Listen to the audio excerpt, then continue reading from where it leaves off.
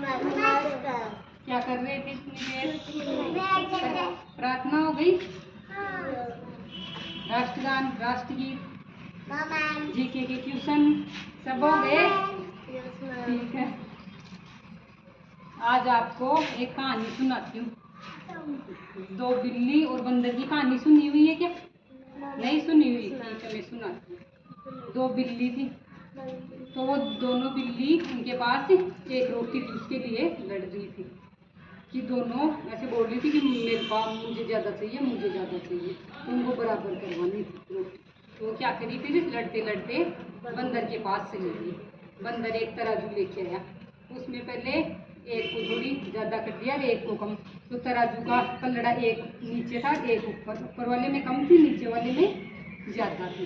तो बंदर ने क्या करा कि तुम दोनों की बराबर करने के लिए एक घास मैं खा जाता हूँ। बंदर एक घास खा गया उसमें से, तो दूसरे पलड़े में जिसमें खाया ना उसमें कम और उसमें ज़्यादा थी। फिर बोलता है चलो इसमें से थोड़ी सी और खा जाता हूँ। तो बंदर ऐसे करके 5-6 बार में पूरी रोटी को खा गया। अब दोनों बिल्लियाँ इतनी लड़के आई थी, उनके पास उनको रोटी भी नहीं मिली। लास्ट में क्या हुआ, बिना रोटी के ही वो चली गई। इससे क्या समझ में आता है कि बिना लड़े झगड़े मिल रहा है ना, उसमें संतुष्टि करनी चाहिए, मिल बांट कर खानी चाहिए। इस कहानी से क्या शिक्षा मिलती है? मिल बांट कर खानी चाहिए। ठीक है ना? आप करोगे क्या? आप आपस में किसी चीज के लिए झगड़ा, किसी तीसरे से फैसला करवाने जाओगे? खुद भी बराबर करके खा लोगे ना, सभी में बांट के। ठीक है ना?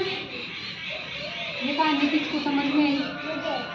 आपको आई है? चलो बताओ कहानी के बारे में, जितना समझ में आया उतना। यही खड़े हो के बता दो, बता दो क्या समझ में आया, वही बता दो। Very good. आपको कुछ समझ में आया?